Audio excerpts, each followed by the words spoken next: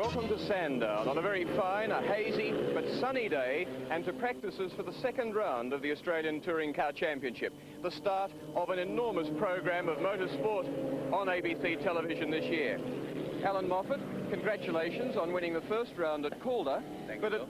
It looks curious because you're not at this stage leading the point score. Yes, well, that was a system designed by the authorities to give the under 3-litre cars a chance, a bonus for doing well in their class. And it's kind of backfired. It's turned out in reverse, where the Datsun Bluebirds are quite competitive to run in an outright class, that is, and now we have a situation where I won the race, got less points than the fellow that came second. Most of the competitors, of course, feel that it could be fairly changed. I think it should be changed, and it's in essence that what wasn't looked at properly was the fact that the Datsuns have no competition in that class. So in effect, instead of helping a system for a class winner, it's just absolutely giving a guy a handicap, well, virtually 7 to 10 points that they don't even have to go into a race. How likely is it that it can be changed? Well, I think if common sense prevails, it should be changed, yes. Alan, what about the Sandown circuit for your Mazda? It's a long and fast circuit. Well, you said it, Will. The straights are long, and we've our little rotary. There's only 2 of those rotors in there. We got to chase those V8s. I think it'll be very interesting. We're competitive in qualifying this morning, but a lap time is no real indication of what a car can do from A to B. And when the Holdens accelerate out of this particular tight corner past the pits here and go up the back straight, I really do lose 3 or 4 car lengths per lap. You tried to stay with Alan Grice yesterday, didn't you? Yes. And just couldn't on speed? No, he was marginally quicker, but it's a flywheel effect. I think people sitting at home may not quite understand the arithmetic. Even if we had equal times for a given lap, for a lapse time going around in a circle, equal times, his rate of acceleration from one point to, say, halfway in the circuit is enough to get away from you. And like horse racing, you don't have to win by a nose. So if a fellow gets 3 or 4 car lengths on you in one lap, it gets pretty devastating over 26 laps. Alan, what have you been doing in the off-season? We know that you can't get any more power out of the Mazda engine. What have you been doing to get your lap times down? We've been chasing the handling wheel, particularly the brakes and the balance of the brakes front to rear, because the car's quite light. It has a tendency to lock up the back brakes, and particularly when the fuel load goes down. So we've been fiddling with proportioning valves, as we call them, that squeeze just the right amount of fluid to the back brakes and give me the confidence I need, because when that pedal starts to go down, it's no fun. What about the engine? As reliable as ever? I know you have to work it very hard. Well, we do work them hard, but we've got that Mazda reliability behind us, and I have to compliment the Japanese engineers. We don't touch the engines. We take them out of the box, we put them in the car, and they just seem to go. I am revving them quite hard in the sprint versus the endurance races. I can run them harder. The engines don't quite get as hot as they would baking away in the heat of a Bathurst type race, but it's still a very small engine. Really. Thank you, Alan Moffat. One of the people refer to the rotary Wankel engine in the Mazda RX-7, and to many people it's probably a mystery. You know, the reciprocating engine with pistons going up and down and how they work. This is a cross-section of a Wankel rotary engine. This is the inlet from the carburetor. This is the exhaust out to the back of the car. As this triangular-shaped chamber rotates like that, and you'll notice that the crankshaft there is going 3 times as fast as the chamber itself. The mixture comes in, widens out the volume in that chamber, and then continues around and starts to compress that mixture, like a piston coming to top dead center in a normal engine. It fires there, and then that power stroke forces the rotor around there until finally it comes up to the exhaust port and expels it. And that is how the Wankel rotary engine works, a quite different concept to the reciprocating engines used by all the other cars in the Touring Car Championship. And now back to Neil Crompton in the main commentary area. And there you can see the cars coming onto the circuit now for the 3rd and final practice session for touring cars in the 2nd round of the 8-round National Touring Car Series for 1983. On the left-hand side of screen, car number 43, the man who we just saw with Will Hagen, Alan Moffat. The Mazda RX-7 peripheral port, and the man who really has thrown the cat amongst the pigeons for the season 1983. The winner of the 1st round at Calder, and currently lies second in the series to date with a total of 25 points to his credit. And there's going to be a lot of conjecture about that, Will Hagan. Yes, there will be. That's yet to be resolved as to how the point scores should be formulated. Let's have a look at how they came in after round one, which was at Calder a couple of weeks ago. That is not the race finishing order, but the point score order, so that Fury was second, Moffat was first, Carter was third, Rogers, Cullen, Gibson came through. Gibson was behind Harrington, actually, in the race order. But that's the points as they stand at the moment with 7 rounds to go. And this is the way the points are formulated. Down your left-hand side, the names, is the race finishing order.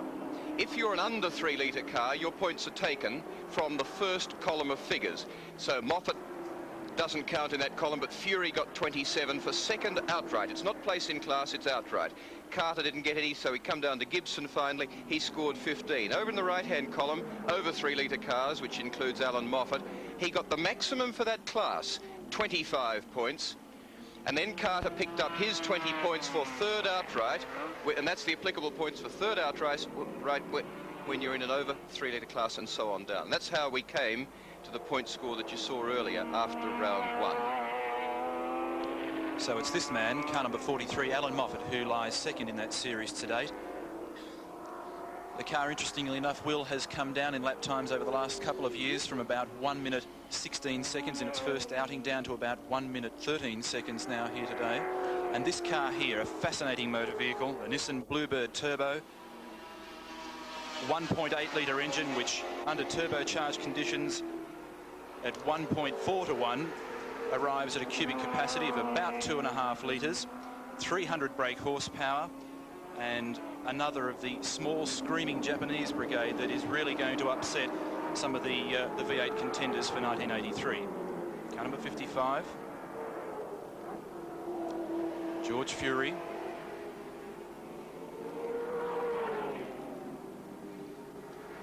And let's go down now to Will Hagan and George Fury. George Fury is lead driver for the 2-car Nissan Bluebird team, and Howard Marsden is the general manager, product development, but also the team manager. You firstly, George, you're leading the championship, yet you're only second at Calder. Do you feel that's a bit unfair on Alan Moffat, who won it? I don't think so. Of course, we're a smaller capacity car, as you know, so that's the reason we gained more points for an outright place. And at Calder, we were lucky that a lot of the big capacity cars fell out, and therefore, you know, we came second. George is a rally driver and a former Australian champion several times, but you're a novice, really, by comparison with the other people you're racing against in circuit racing. Do you feel there's still a lot of development to come from both you and the car? I certainly do. I can get reasonably good lap times usually in practice, but as far as mixing it with the other drivers, that takes a fair while to learn, I think, and I'm just beginning on that side of things now. Howard, it's been a very big project from your company's point of view. 2 cars which sometimes have failed very publicly, which obviously you prefer that they didn't, but you've got a very long-term attitude to the race program. The first motor race in the world ever was won at an average speed of 11 miles an hour. As long as cars have got 4 wheels on them, people will want to race them. Motor racing's part of the motor industry. We're in the motor industry. We're in motor racing. What does it do for Nissan in terms of promotion and advertising, but also in terms of product development? Well, of course, product development is my side of the business. And what we're learning at the moment in how to make a turbo car run in Australia under hot conditions like today, we are putting straight back into future product. In fact, it was tremendously hot at Calder, and the cynics perhaps didn't expect you to finish, but you brought 2 cars home. Yes, we did. And again, that's right. We're now proving to the cynics that turbocharging done properly can be both quick and reliable. That's the message. We have to learn it for ourselves. And I might say here that all the work is being done in Australia. The cars are Japanese, it's a Japanese heritage, but the development work must be done in Australia if it's ever going to be good enough for Australia. That's what we're doing. George, you're mixing it with some top experts in the touring car field. How do you find them to race against, and how do you compare them with the top rally drivers you've driven against? Well, of course, in rallying, you don't see the other driver driving. You're 2 minutes apart, and you just try your level best and see where you come in the end. But in racing, you're right next to them and with them, and well, it's been quite an eye-opener for me. That have they given you a hard time? Oh, by and large, no. No, I'd say that they have accepted me very well, and I'm very happy with the whole thing. So George Fury currently up until this third practice session with a time of 1 minute 13.5, which at that stage would have put him on 7th place in the grid. You can probably see in the background there across the grandstand area of the main straight here at Sandown International Motor Raceway quite a degree of haze, and if that's of course is due to the fact that here in Victoria in this past few days we've had some horrendous bushfires, and in fact only 10 to 15 miles to the east of the Sandown course is one of the areas that was really devastated. That was across at the Cockatoo and Belgrave Heights area, and that really has been a tragedy for Victoria. Been a tragedy for Australia, as father of the day, Peter Brock, back into the pit area. Grice had called into the pits a couple of moments earlier. Alan Moffat had been travelling slowly too behind Fury during that interview. But Peter Brock, quite a astounding time this morning of a 12.8 on his only flying lap. Pull it off in one lap. And talking of big V8s, let's have a look at one of them trying very hard indeed. The man's Dick Johnson. That's around towards the pit area, Repco corner, and that car was, as you could see, a long, long way out of shape. That's something that Dick spoke to us about this morning, Will, because when we were in the pits he was mentioning the fact that the car was going into corners and understeering terribly and coming out of corners with bags and bags of oversteer, and that would seem to be an indication of that problem. At this moment, Dick Johnson's response to it has been to slow and to call to the pits and discuss the matter with his pit crew, Cool down. who had front row seats for that demonstration of hard driving and ultimately good car control. Alan Grice, car number 6 in the beautifully prepared STP car. We might just take this opportunity now to go back down to trackside with Will Hagan. He's speaking with Peter Brock.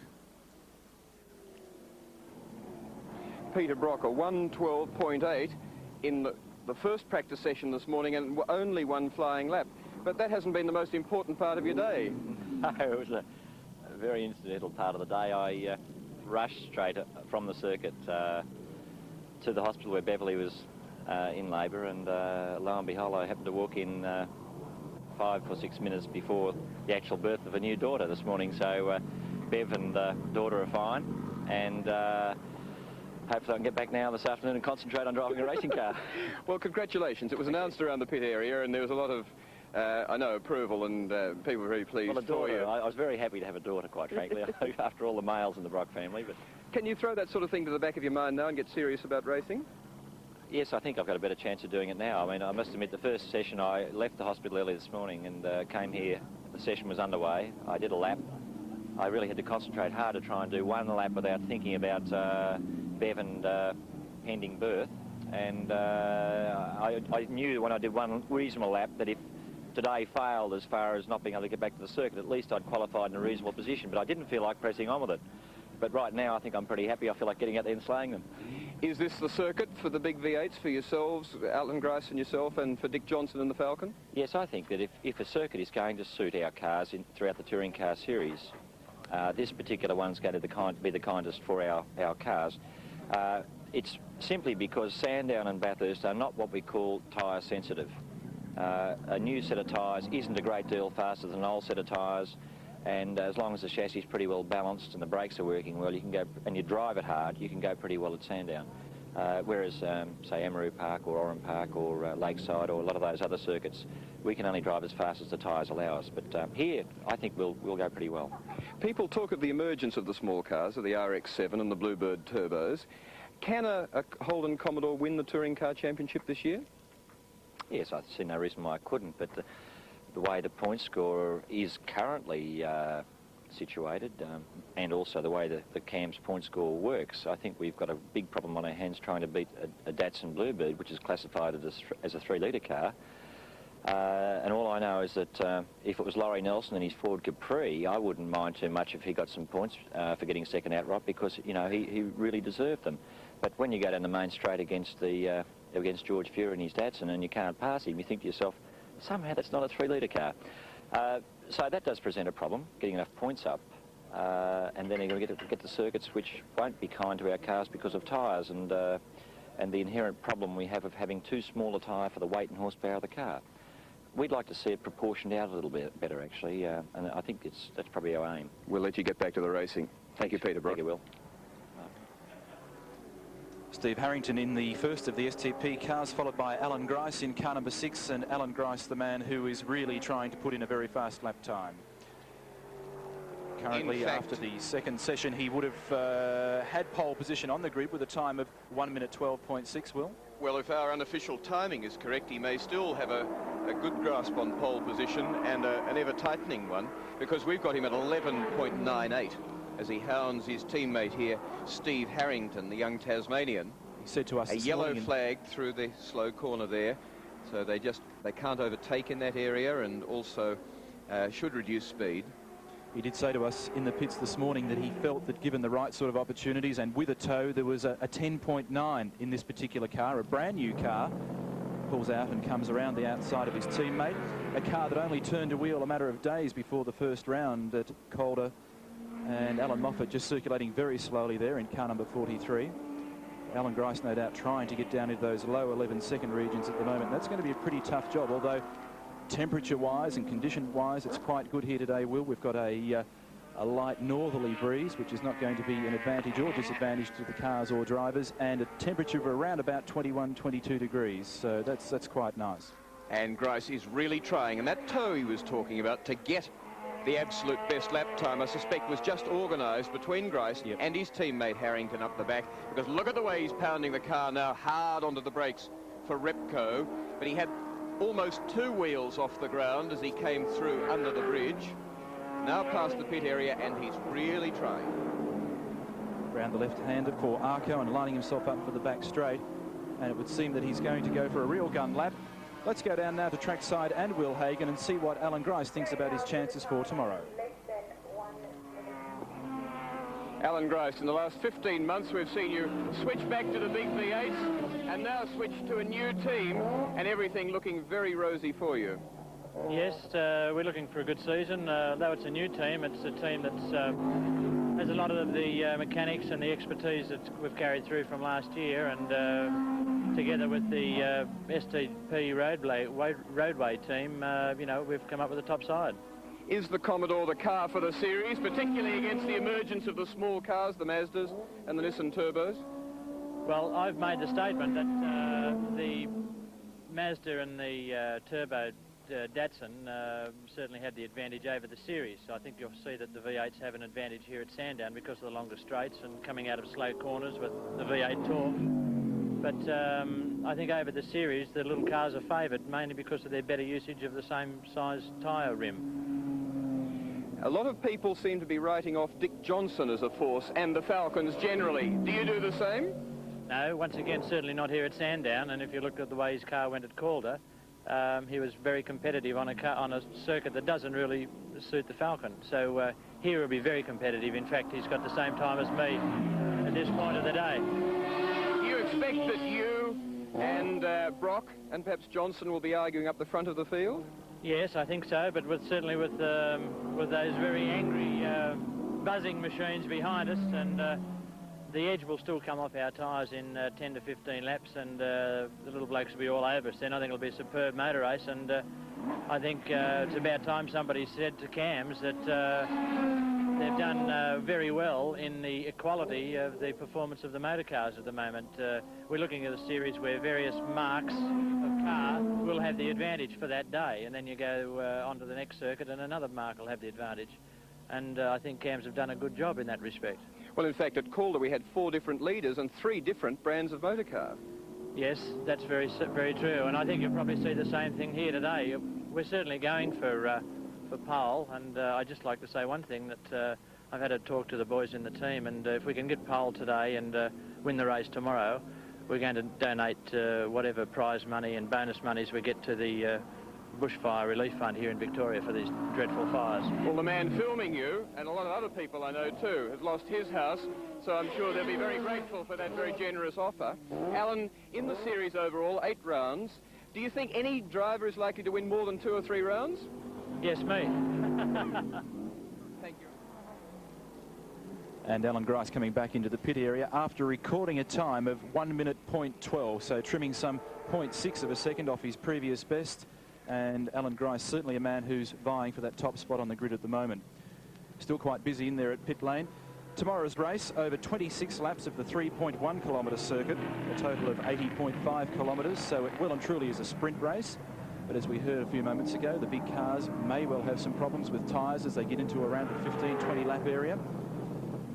And this really is a summary of what we're going to see tomorrow, because there's David and Goliath, Dick Johnson and George Fury.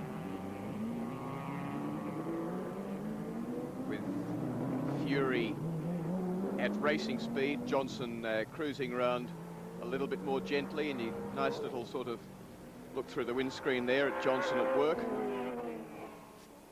Well, he's called back into the pit area, flashing his headlights coming along the main straight, has rectified whatever problem or made the necessary adjustment after his little scary moment in this portion of the track, the left-hander at the end of the main straight. Predominantly left-hand turns, and there Dick it goes Johnson again, letting it wiggle and wag. In fact, Alan Moffat back out in the left-hand drive RX-7 again this weekend, will, after driving the right-hand drive RX-7 at Calder. Predominantly left-hand corners at Sandown International Motor Raceway. the right-hand drive at Calder, putting him on the inside of the car for the predominantly right-hand corners there, as we see the current situation with the best practice times after, well, during the third practice session for the touring cars. A very effective time there from Grice. Don't discount Brock there with 3 drivers on a 12.8. I don't know what Fred Gibson can do about it. George Fury would certainly expect to be under his teammate, sitting down there on a 13.5, suggests that George or the car isn't right. And look at that Falcon. Well, he's really sticking in there behind the Bluebird at the moment, so he must be starting to wind the Falcon up a little. This car, of course, being prepared by George Shepherd, who joins the team in 1983, the man who built the Bob Morris Ford XE for season 82. Sorry to interrupt, Neil, but we may have to revise those practice times very shortly, because our unofficial timing shows Peter Brock at an 11.5. Oh. Well, let's go down to trackside once again with Will Hagan, and let's hear from Dick Johnson. Dick Johnson, you were relaxing on the grass this morning with Fred Gibson and Alan Grice, and you were telling me seriously that your car was no good. It wasn't turning in properly, and then because you're having to punch it hard out of corners, it was oversteering desperately out of corners. Now you're sitting on equal fastest time with Grice. The car's obviously pretty good. It's rather ironic, actually. We get to the stage where we get the rear end working, and now the front end doesn't want to do what it should be doing. But then we go back through our books at the settings we've had on the front end on previous occasions here when the car has felt good in the front, and we're totally different. So we're just now in the midst of changing it back to where we know it works. Hopefully the next session will be even better. Reading the magazines, a lot of your fellow drivers seem to be writing your prospects off for this year, and some of your interviews, again in magazines and papers, have seen some sort of vehemence over some of the viewpoints expressed by journalists and others. Are you getting snaky at the way competitors and others are seeing you? Well, everyone seems to be too keen to write people off, but we've been doing a lot of work, and we've been trying for quite some time to get this car right. And I feel that we're on the verge of of getting some real progress out of things.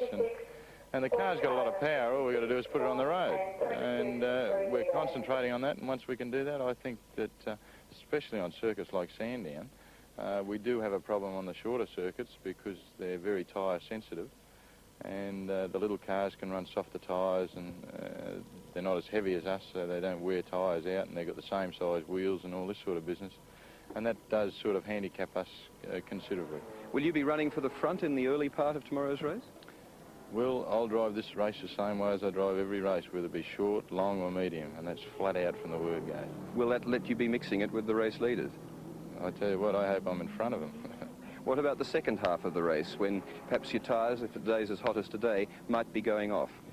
Well, I find unless they go right off, which is reasonably unlikely around this circuit, I don't really have a problem, because I sort of tune myself to the way the car's handling, and strange as it may seem, you can go nearly as quick as what you can when the car's brand new. Thank you. And Dick Johnson trying very hard in car number 17. A replay from earlier as we watch the car get into gross amounts of oversteer. Starts to correct the car there at the apex of the turn, taking a fairly wide line on that particular left-hander at the end of the main straight, and drifting the big XE Falcon right across to the outside of the circuit. Tyre wear is going to play a very, very important part in tomorrow's race, I would suggest, Will, even though it's a sprint race. It will if he drives it like that. He got in too early to the apex, actually, and got up on the curbing and unsettled the car and threw it sideways, but it was a great shot, and it shows how hard Dick Johnson's trying.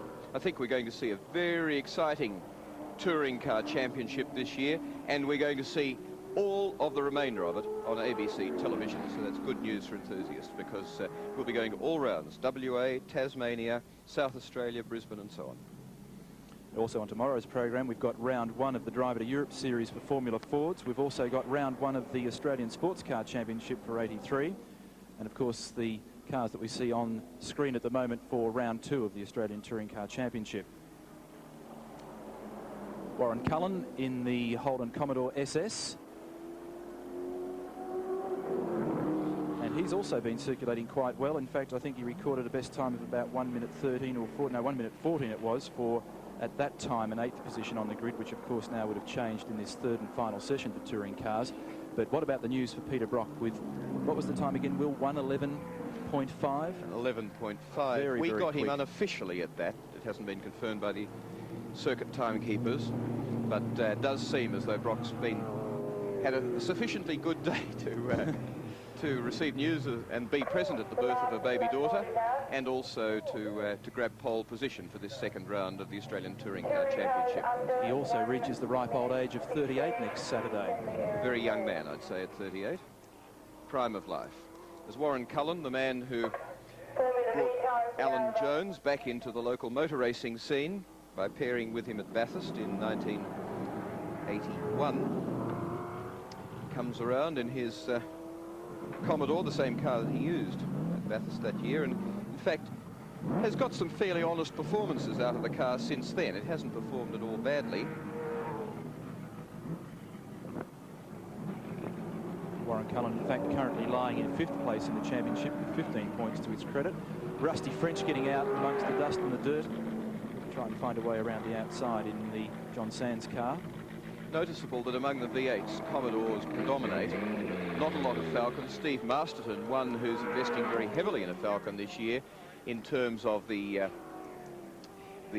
people he's got in his pit crew. But the news is through now officially from the timekeepers that Peter Brock has recorded a 1:11.4 and almost certainly will hang on to that. I can't see anybody pipping that sort of a time, and so we'll start tomorrow's 26-lap race, the second heat of the Australian Touring Car Championship, from pole position at Sandown.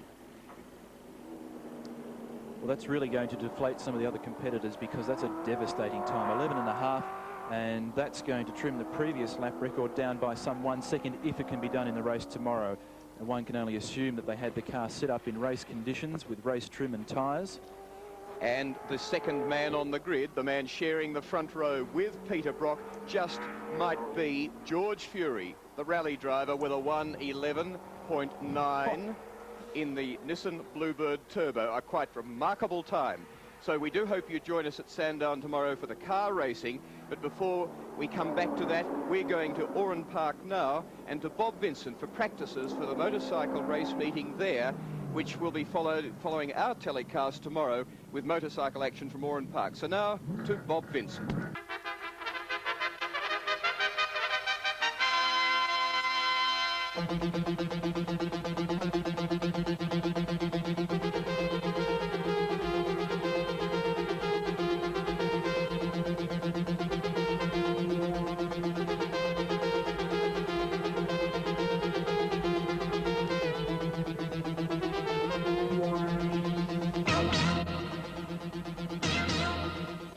Sandown on a beautiful Melbourne day for the second round of the 1983 Australian Touring Car Championship.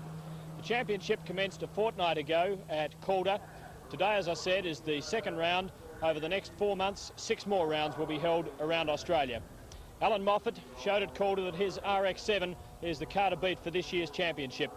But it's expected today that challenges will be launched by Peter Brock and Alan Grice in their Commodores, Dick Johnson's Falcon, and also the Nissan Bluebirds of George Fury and Fred Gibson. So the leg of the Touring Car Championship should be a great race. We're also going to see the first round of the Australian Sports Car Championship, as well as action in Formula Ford and Formula V. As well as that, during the afternoon, we're going to see the presentation of a cheque. A number of people associated with this meeting are making major contributions to the Bushfire Relief Fund. And in fact, the badly hit areas of Cockatoo and Belgrave are only about 15 kilometres away from here as the crow flies. And looking off to the east, it's still very hazy indeed. You might notice on some of our camera shots during the afternoon quite a deal of smoke haze. Well, we're not far away from a start in the first round of the Australian Sports Car Championship for 1983. So let's go to our commentators, Neil Crompton and Will Hagan. Carter won. Further on in the distance, Peter Jansen there in the foreground with the Schweppes team. Alan Grice's STP team to its right and closer to our camera. And warming up and settling down now onto the grid. The first car that you can see, the one nearest camera, is the Bluebird Turbo that shot around this circuit yesterday, only half a second slower than Brock and quicker than every other car in the field. But now let's go to this presentation of the Bushfire Relief Fund cheque. Well, ladies and gentlemen, here in Victoria last Wednesday, we had the most tragic Ash Wednesday that this state has ever seen. It was reminiscent of the Black Friday of 1939, when a tremendous loss of life and property due to the very severe bushfires. Since then, there's been a magnificent response from the people of Victoria, and indeed from the people right throughout Australia, in donating goods and services, clothing, food, and of course money to the bushfire victims. Ladies and gentlemen, today I have with me the President of the Victorian Automobile Chamber of Commerce and the sponsor of the Melbourne International Motor Show to make an announcement with regards to another donation. So, ladies and gentlemen, Dennis Dean, President of the Victorian Automobile Chamber of Commerce. Thank you, Adrian. Ladies and gentlemen, on behalf of the members of the Victorian Automobile Chamber of Commerce, it's my pleasure to announce today that we will provide a sum of $10,000 to aid those people who are unfortunate to be victims of the bushfire. I think perhaps Dennis, could we have you say that again for the benefit of the crowd, because we haven't heard that, picked that up on the other side. Right, thank you, Adrian. Ladies and gentlemen, on behalf of the members of the Victorian Automobile Chamber of Commerce, it's my pleasure to announce that we will provide a sum of $10,000 to assist those people unfortunate enough to be victims of the bushfire. A most welcome gesture, which precedes the International Motor Show Trophy Race, which is round 2 of the 1983 Australian Touring Car Championship for cars complying with Group C of the national regulations for racing cars. It's to be held at Sandown. Over 26 laps, 80.6 kilometres, and 28 cars practiced and were awarded grid positions yesterday. Peter Brock took pole position with car number 5, which in the dying moments of practice to a man whose wife Beverly produced his second child, his first daughter, at 11 o'clock yesterday. But later in the day, it didn't daunt Peter Brock at all, from being 1.1 seconds under his own lap record and half a second quicker than George Fury to take pole with a 1:11.4. Fury caught people a little off guard later in the session, or very late in the session, with a 1:11.9. But this is the way they come into this second round, with George Fury leading in that Bluebird Turbo that's on the front row with 27 points, second at Calder in that first round to Alan Moffat, who by dint of running in a bigger capacity class gets a lower schedule of points. So he gets 25 points. Murray Carter 20, Gary Rogers 17, Cullen, as you can see, 15, Fred Gibson 14. Now they got them in this way. That was the race finishing order at Calder. Alan Moffat, Fury, Carter 3rd, Rogers, Cullen, down to Harrington 5th, and Gibson 6th. And the under 3 litre cars, their points are worked out in the left-hand column. So Fury gets 27 for 2nd outright in that class. Gibson gets 15 for 6th outright in that class. Over 3 litre cars have to refer to the other column, which runs from 25 down. And Moffat for 1st place gets 25, Carter for 3rd gets 20, and so on. So you see that Gibson with 15, Cullen 2 places forward of him, but in a bigger car, only gets 15, gets a similar amount of points. So that's how it all happens, and that's presented us with the situation that we deal with today, which in practices yesterday bodes very well for a very exciting and hard-fought 26 laps in this Motor Show Trophy race today. On the front row then, Peter Brock, 5 litre Holden V8, George Fury 1.8 litre 4-cylinder turbocharged Nissan Bluebird Turbo. 2nd row of the grid, the man who was caught a little bit on the hop, Alan Grice, with a 112, but was pipped by Fury. Later, Alan Grice drives car number 6, the STP Roadways car, and beside him is Dick Johnson, 17, in a car that's proving quite a handful at the moment. The Palmer Tube Mills Falcon XE, a 112.4 was his best time. The 3rd row of the grid gives us yet a 3rd brand of motor car, the Alan Moffat, Peter Stuyvesant Mazda RX-7 Wankel-powered Rotary. Alan Moffat's best time the same as Johnson's, a 112.4, as the cars move forward now for a warm-up lap. And Gary Rogers in car 11 forging through there. The black Soundwave disco car, the car that was badly crashed at Bathurst, which has been repaired, and which Gary Rogers was able to slot on the 7th grid position yesterday. George Fury, you'll see that his credentials come mainly from off-road activity. Twice Australian Rally champion, some brilliant performances in the Southern Cross Rally. I remember when he was first starting to be noticed, him performing brilliantly in a 1600 Datsun and doing faster times than Andrew Cowan, who at that time was driving a Works Mitsubishi. That's the man. 38 years old and only 15 months experience in road racing. He's the man in car 55. In that little sporty looking car behind number 43 is Alan Moffat, one of the best known, most contentious people in Australian motor racing, 44 years old and about to become a father for the first time, 3 times Australian touring car champion, 4 times victor at Bathurst and sports sedan champion. And that's the well-known face of the Canadian-born Alan Moffat.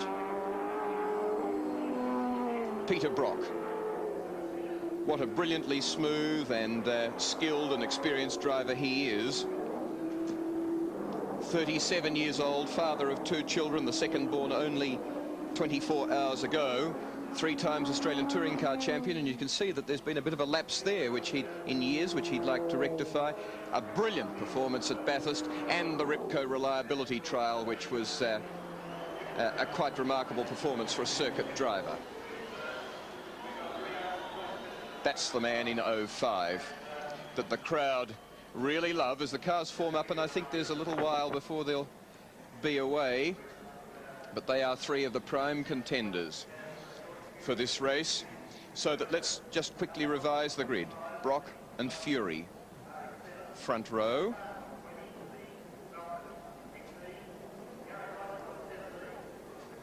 And there are the times and the first 5 grid positions. Grice, Johnson, second row, Moffat, and Fury's teammate, Fred Gibson, the 3rd row.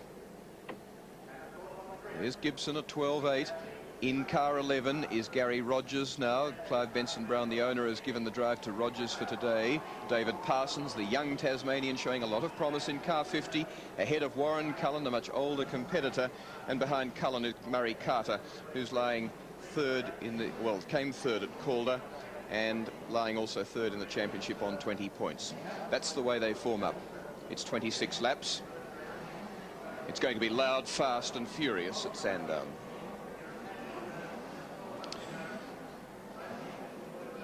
The International Motor Show Trophy, round 2 of the Australian Touring Car Championship, 26 laps of the 3.1 kilometre circuit, 80.5 kilometres in total, and a full field of Australia's top touring car drivers and cars.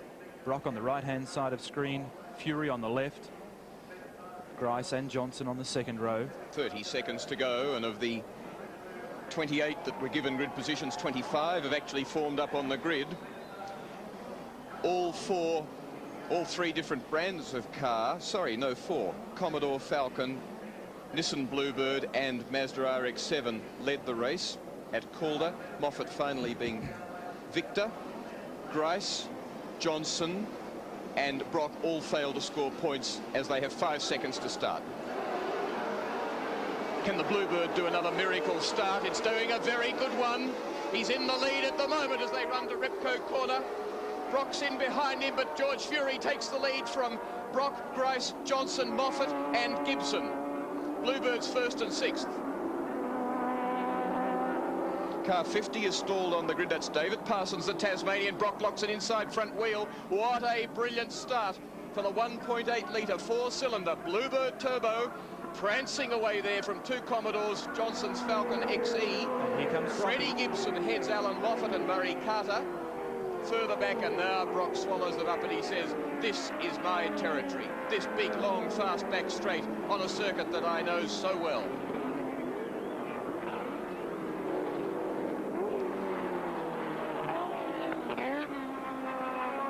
Brock, Grice, Fury, Johnson, Gibson, then Rogers. And those Murray 4 Carter. cars. And if Fury's going well, how well is his teammate Freddie Gibson going, back in 5th place? But this is Commodore And territory. Johnson very, very wide, and George Fury throws the Datsun under the bridge, and those 2 drivers very lucky to get out of that one as Brock and Grice race away. He didn't throw it under the bridge, he threw it at the bridge and he all but copped it. And Fury gave himself a big scare there. They've only had 1 warm-up lap. Tyres would be relatively cold. Brock looking in the mirror as Grice fills that mirror as they go down towards Arco Corner for the first of their flying laps, and now on their 2nd lap. Remember, 26 laps of the 3.1 kilometre course. Here's a replay as they come under the bridge. There's Brock on the left, Grice in 2nd place, cars 5 and 6 now. Watch the right-hand side of screen. Fury on the grass, pitches the Datsun up onto 2 wheels, and he just missed the Armco, should I say the guardrail. Johnson in 4th place, getting very, very sideways there as well. Those 2 drivers lucky to get out of that. Grice using the ripple strips, throws the Commodore in the air. Fury dropping back into 4th place after that little disaster.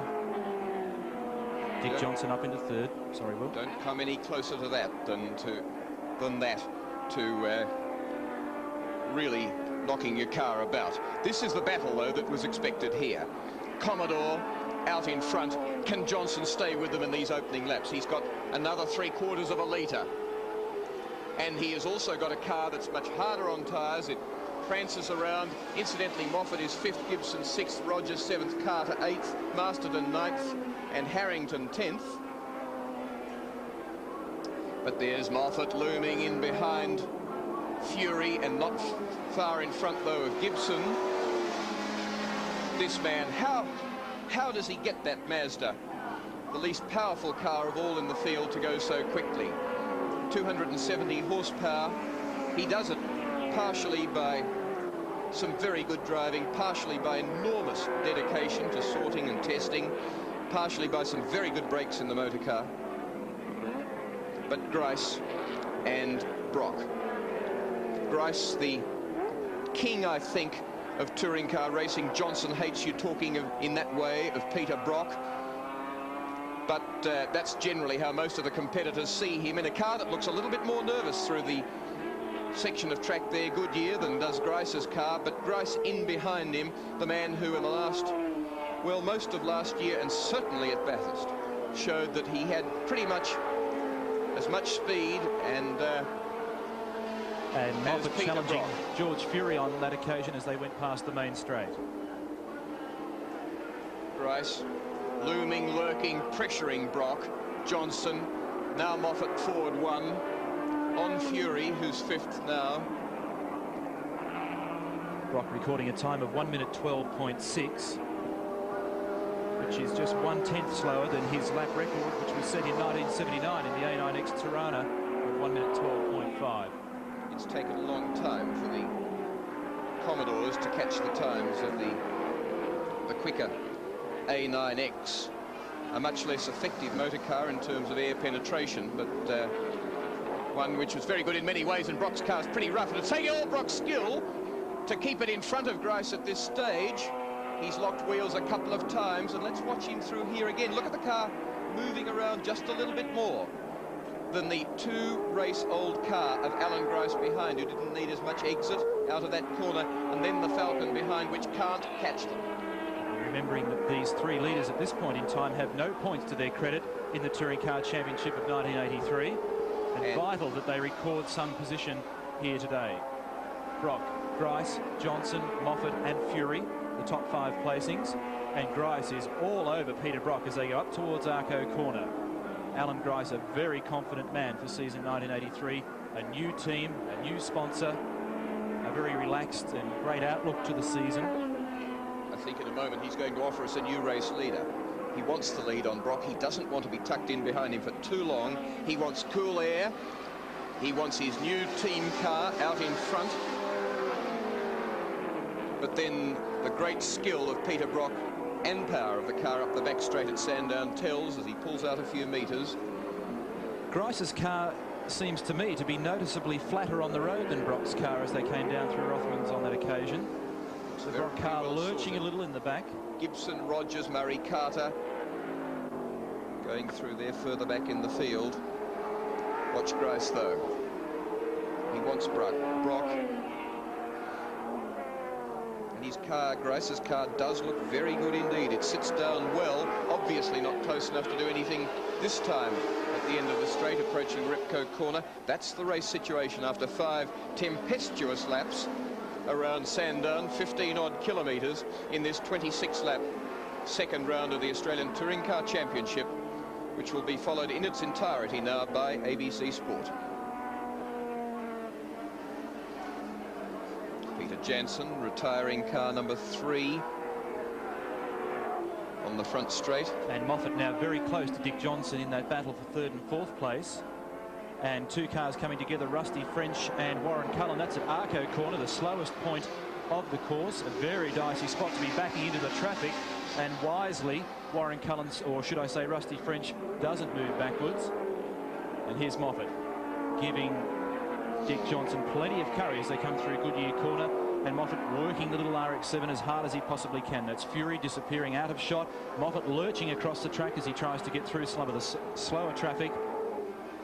Alan Moffat has worked very hard on this car. When he first brought the car to Sandown in 1981, it recorded a lap time of 1 minute 16.1. Now he gets it down to the 1 minute 13 area, and the pressure really on at the head of the field as Brock and Grice go hammer and tong under brakes. So we've got 2 excellent dices taking place at the moment as Grice uses all of the ripple strip on the inside of the course, and these 2 Commodores locked in battle. Here comes Grice under brakes. It's going to be a tough one, this manoeuvre, but he gets through. Peter Brock not shutting the gate. And now it's a chance for Brocky to worry Alan Grice as they go down the back straight. That was a no-option manoeuvre by Alan Grice, having just poked himself in there. If Brock were to have claimed the corner, well, then he was going to bring them both undone. And Peter Brock knows more about finishing motor races and winning titles and races than to do that. So Grice, and Grice equally knew that if he slotted himself in, Brock wouldn't clobber him. And so we have a new race leader in a fairly undefended manoeuvre. And look at further back, Johnson being harried every which way by Alan Moffat, who, when he finds his way through, is going to run away from the Falcon. And the Falcon is being worked too hard, having to be worked too hard, and so is going to, in my opinion, finish behind both Moffat and Fury as it gets increasingly hotter tyres through the 26 laps of this race. But Brock's now, car noticeably sliding that time under the bridge again, Will.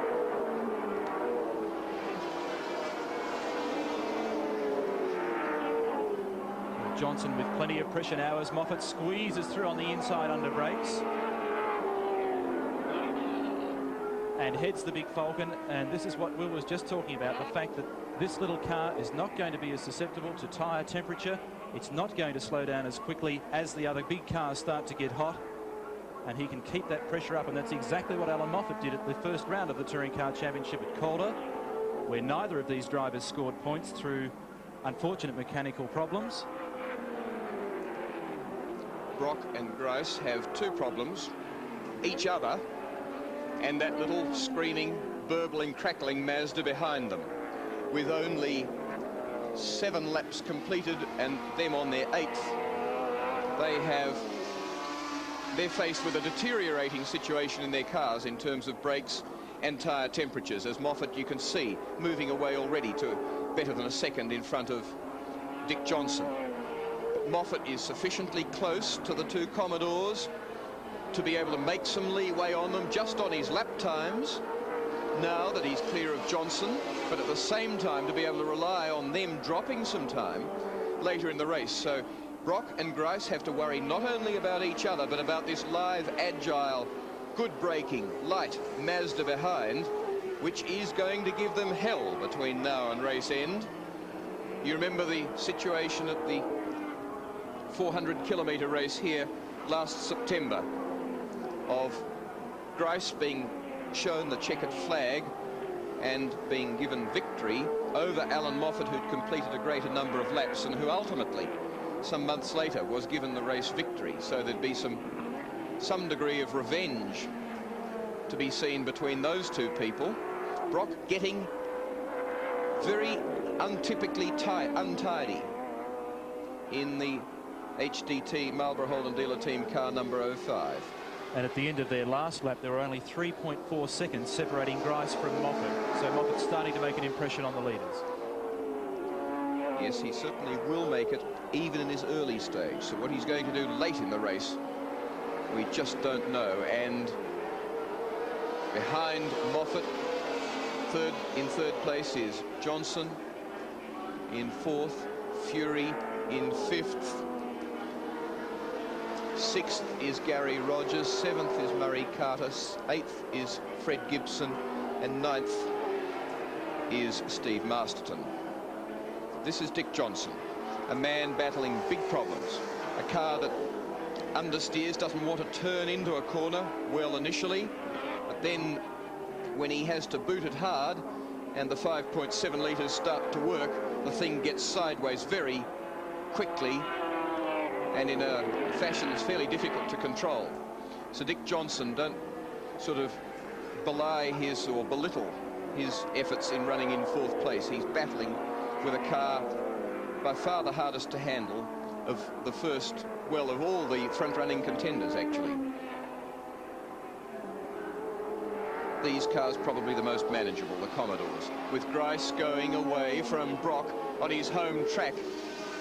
The track where the crowd loves him, which he knows so well, but which at the moment the Sydney sider upstart is starting to build up just a little bit of a lead. That's the situation at 2/5 race distance. Some of the oversteer we're talking of on the exit of corners by Johnson, followed by Fury.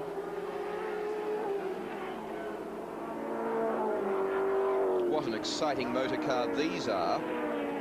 Over 300 horsepower coming from the 1.8 litre 4-cylinder motor, but with a little turbine spinning at about 100,000 plus revs and pumping mixture in under positive pressure to the engine, and all of them wanting this man the race leader.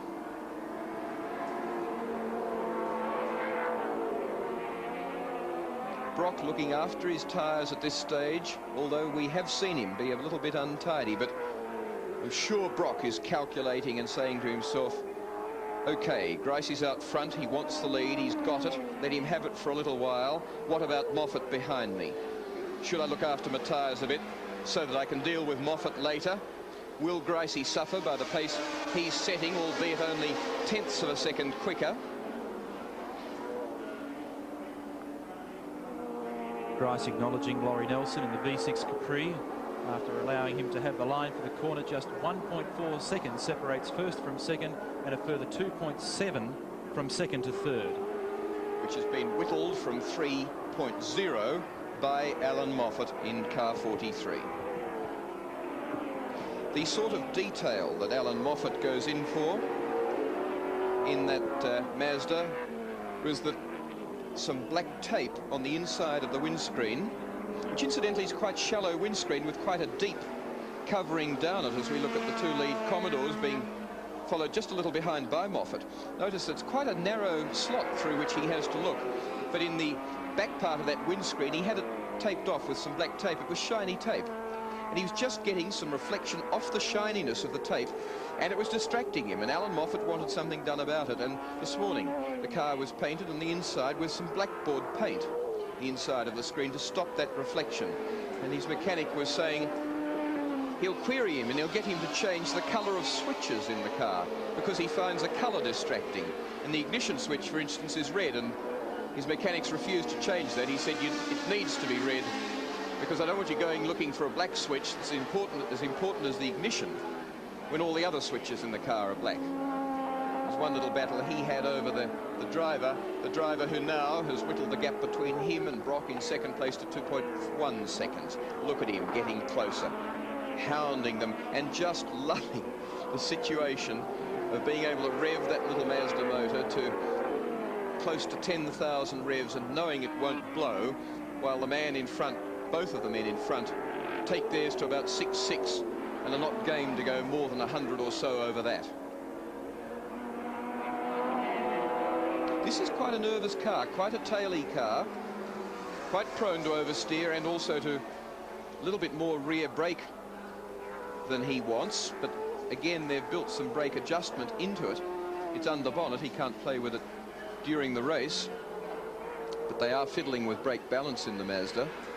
It's not an easy car to drive. If it looks small and light, don't think that makes it easy to drive. It's got lovely brakes, but in terms of its handling, not as sweet or as easy to drive as the Commodores. Just 2 seconds now between second and third.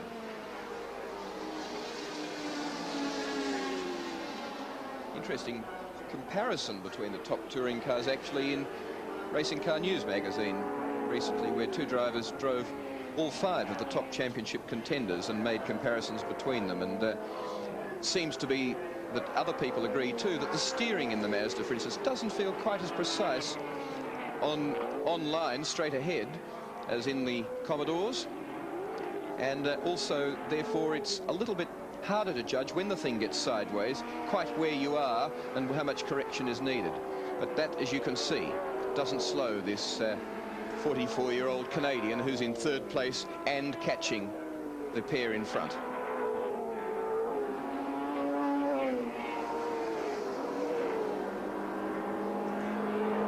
Grice maintaining his gap over Peter Brock, but Moffat noticeably quicker now and starting to really tail Peter Brock. Brock, who turns 38 next Saturday, and as we have mentioned on a number of occasions, the proud father of a new young daughter, Alexandra. And the gap now between second and third, some 1.7 seconds. That's separating Brock from Moffat. George Fury is still tailing Dick Johnson. Johnson's hanging on to 4th. Fury's 5th. Gary Rogers is 6th. Carter 7th. Gibson is 8th. And car 2, Steve Masterton is 9th, so that finally Grice's teammate Steve Harrington brings up 10th. Of course, looking at this race from a championship point of view, Moffat's 3rd position at the moment is going to be the one that is of maximum benefit to him. Brock's rear vision mirror telling him that he's got to get closer to Grice and stop hanging about. And Grice, on the other hand, is the front runner, the pioneer for the fields that comes through to lap cars. He's got his lights on, is desperately trying to get clean straight runs through and not to be balked. 15 laps now, with Alan Grice dominating the leader chart.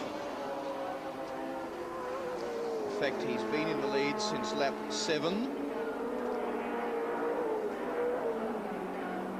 Gap now first to second is down to 0.9 of a second. It's come down by only a couple of tenths, but the gap back to third's come down to 1. There's Johnson and Fury, 4th and 5th. And Joe Beninka in the Alfetta, which is lapped. And now we can see the 3 leaders all in the one shot, so the race starting to really develop into a genuine motor race. Alan Grice, Peter Brock, Alan Moffat. And listen, team manager Howard Marsden saying this is the circuit that suits the Bluebird turbos least. The long straights don't really suit it particularly well, but you can see there Alan Moffat and the RX-7 Mazda, which shouldn't be suited to the circuit, doing a quite brilliant job. No matter what you think of the man, you can't take away from what Alan Moffat produces in the way that he sorts his motor car with 10 laps to go, 31 kilometres, the way that he sorts his motor car, his dedication to the task, and then the way his on-track performances, the way he gets that car around is quite incredible. And where 12 months ago everybody was saying, well, you've just got to get a Mazda. I mean, they're fabulous, they're magic. In fact, we can see that it's the magic of the man and the application of the man that's doing the job just as much as the motor car. And the leader's consistently lapping in 1 minute 13 seconds at the moment. Moffat and the crew's attitude to a race of 80 kilometres is goodness me. We do more than that in an average morning of testing, and you know, this is barely a ripple in our program.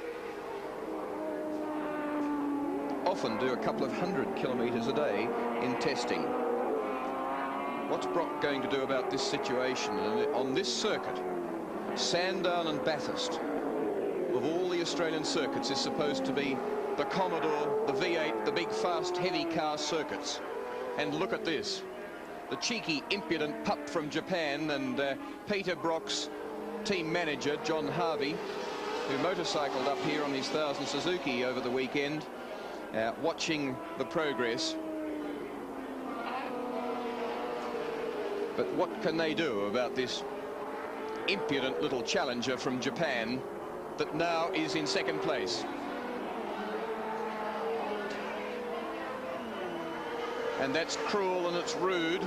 And do you remember a couple of years ago, Moffat driving for the Marlborough Holden dealer team in a guest drive in a car that he worked pretty hard, dented a lot of panels, worked it very hard mechanically, had pitted and so on, and Peter Brock was leading the race. And do you remember what Brock did to Moffat over the top here, down through the S's, through there, out on the grass and round him, just to prove who was the better driver?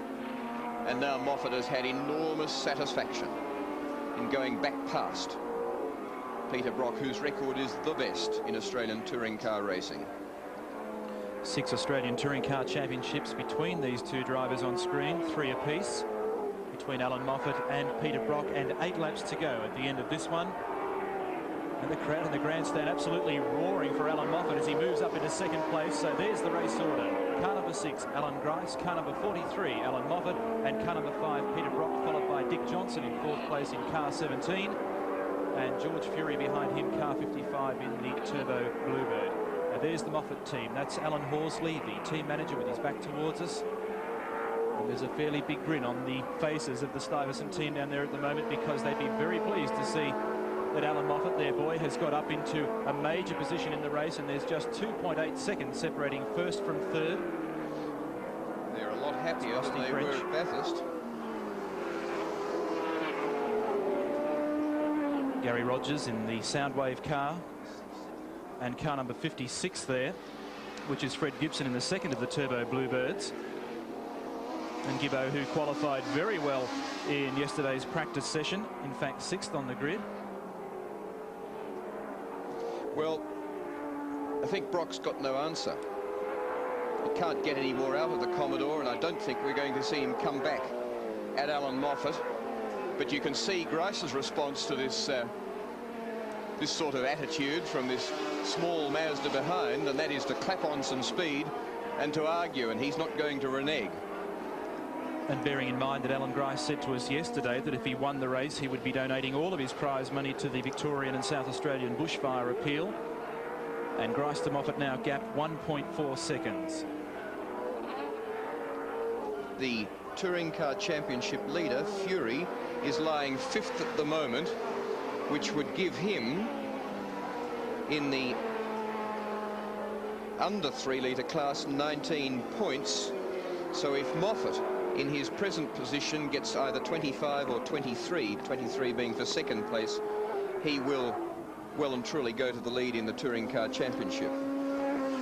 No, Fury on 19 with 27 already would be on 46. Moffat has 25, and in second now would have 23, would go to 48. So he'd be 2 points in front of Fury in the championship. If he goes to one position further forward, he'd have an additional 2 on that.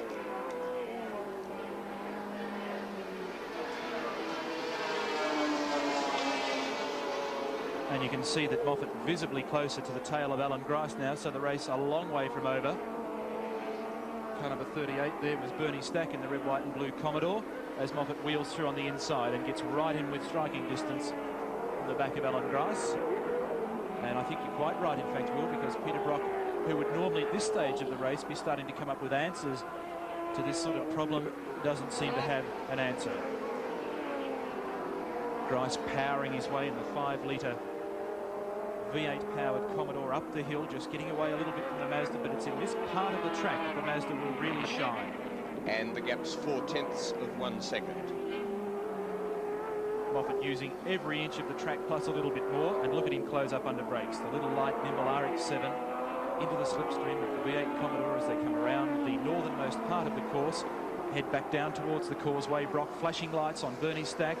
Rusty French's damaged Commodore in the background. And it's 2.8 seconds back to Peter Brock in 3rd place from Moffat in 2nd. 5 laps to go at the end of this lap, and some $1,250 and an enormous trophy to Alan Grice if he can take off this win. And as I said, the money, if it goes to Alan Grice, and that's certainly to be decided, would be going to the Victorian Bushfire appeal. And here's the dice between Dick Johnson, who's frantically trying to shake George Fury out of his slipstream. This is for 4th and 5th. And Grice to Moffat now, the gap is 1 second. If Fury takes Johnson and comes up to 4th, he'll be on 21 points, which in Grice's situation at the moment, or in Moffat's position in 2nd place, would put Moffat and Fury on equal points, 48. So Fury 1 position forward to take Dick Johnson would give him 48. If Moffat stays where he is on Grice, and Grice is showing all the indications of producing all sorts of magic and determination to make sure that that happens, we'd have the lead at the end of 2 rounds in this year's 8-round Australian Touring Car Championship equal between 2 Japanese cars. And Fury goes through for the inside run on Johnson, but it didn't quite work on that occasion. So the farmer and bus driver from Telmelmo in New South Wales, just near Albury, getting a little bit exuberant on that occasion. Twice Australian Rally champion, so no doubt very used to getting a Nissan Bluebird sideways. But the pressure really on now as we go back to the leaders. Car number 6, Alan Grice, and car 43, Moffat, as he gets right into the back, locks up a back brake, and he's pushing Grice out of the way, goes for the outside run at Arco. It doesn't work, misses a gear. Now he goes back to second, grabs a look at the mirror, and he's in big trouble. The car won't restart. The fence. And Moffat pulls across to the inside of the circuit, and that's a very big shame.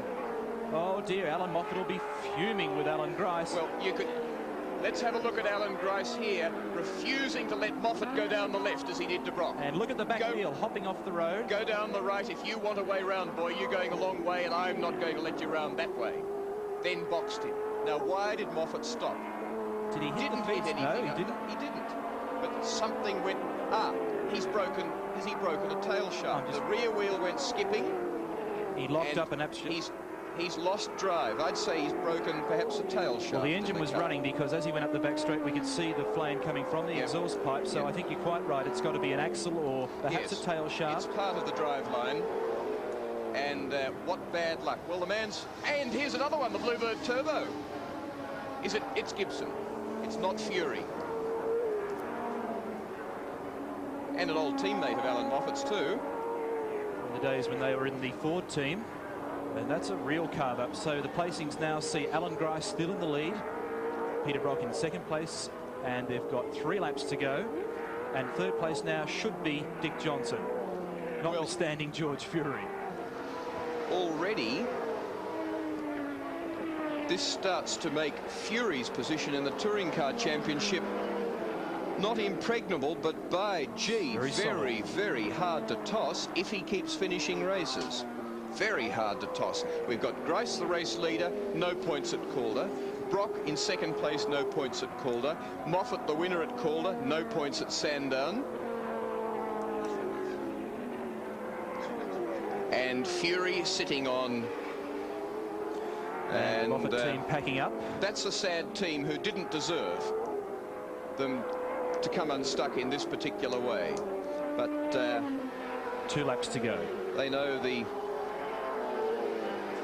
bad luck of motorsport, and they've just had a nice helping of it, as Alan Grice, who has well and truly earned this victory as a disconsolate Alan Moffat, walks back. Grice really has earned the victory, and it's not often that we see an action from Alan Moffat that sufficiently harsh on the car to produce a failure in it. It's very, very uncommon in the RX-7, but that was what it was. A bit of rough track, some desperately deep braking. Well, the back wheels were actually coming off the ground as he locked up and leaping about everywhere. This is the battle for third and fourth, with 17 Johnson still holding out George Fury.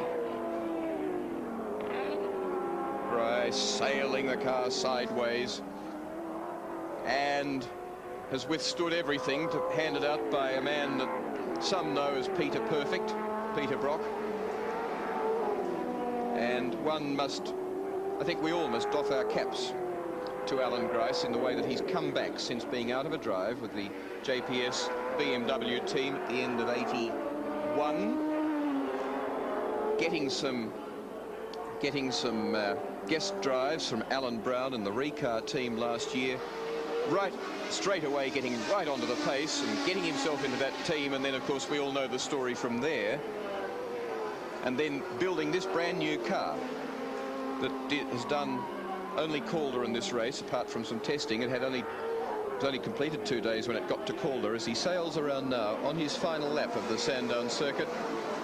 4 seconds separating Grice from Brock, so I think he's home without too much trouble, but not so in this case with Johnson and Fury. And one again, if we're doffing caps and giving credit where it's due, must hand it out to Dick Johnson. He's done a grand job in that car, staying in front of George Fury. So both of them, of course, so close to going out of the race very early under the bridge.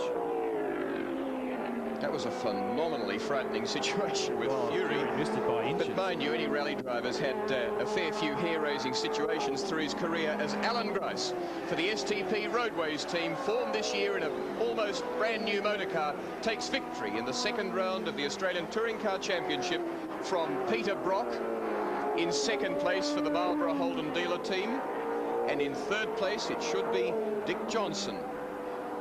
It's a big gap. For Palmer Tube Mills in the Falcon XE number 17. And he doesn't take third place from the Nissan Team Bluebird Turbo of George Fury in fourth place. Fifth place will be Murray Carter in car number 18, who took an excellent third place down at Calder in the first round. Behind him finishes Steve Harrington in the Roadways car. Sixth place, seventh, is number 2, Steve Masterton, Falcon XE, being fettled at the moment by Carroll Smith, the American who guided Alan Moffat through his 1977 program in that brilliant 1-2 finish at Bathurst between Alan Moffat and Colin Bond. But there's Alan Grice, and let's rest with him as that ginger-headed man, new father of 9-12 months ago, basks in his well-earned glory of victory in this round.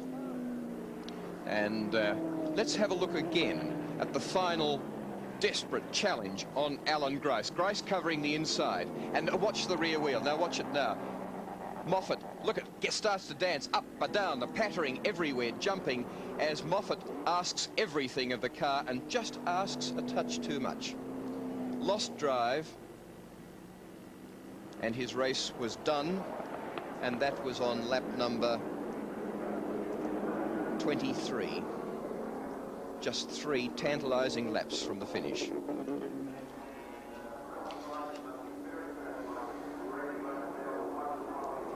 Pretty good motor race, that one. And don't forget that not only are we covering the entire remainder of the Touring Car Championship, with the next round to be held in 3 weeks' time at Symonds Plains in Tasmania, but we have a gigantic program of motor racing for you on Channel 2 this year. There's some 20 events, and motorcycles and cars, and most excitingly, we will be covering the Geelong 500-kilometre race, street race, at Easter. But now let's deal with this one and the victor, Alan Grice.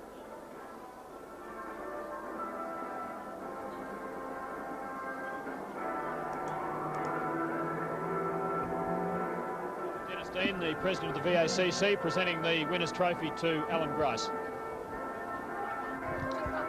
Alan, that must be a pretty satisfying result for you. Yes, it certainly is. All wins are good, but we had a bit of a talk yesterday, the STP mechanics, and decided that we'd donate whatever money we won today to that bushfire appeal, as you're probably aware that we made that statement yesterday, and we're just very pleased that the amount of money that we'll be donating is the winner's money. That's the best way to do it. Yes, well, you didn't know that it was going to be the winner's money when you No, made we were that planning pledge. on it. Right. Well, how tough a race was it?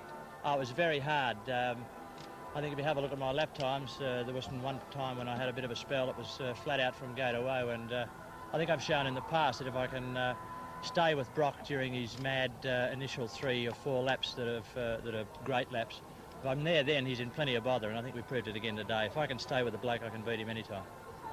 Can you go all the way and win the Touring Car Championship? Well, unfortunately, we started off badly with the 0-point situation, but I think we showed the capabilities of the team and as a whole by having pole at that meeting and leading until we went out. So the next rounds around Australia are going to be a lot harder, because they're circuits where the little cars and their tyre advantage will stand them in good stead. But if we can get in front of them, I think we can give them a pretty hard time.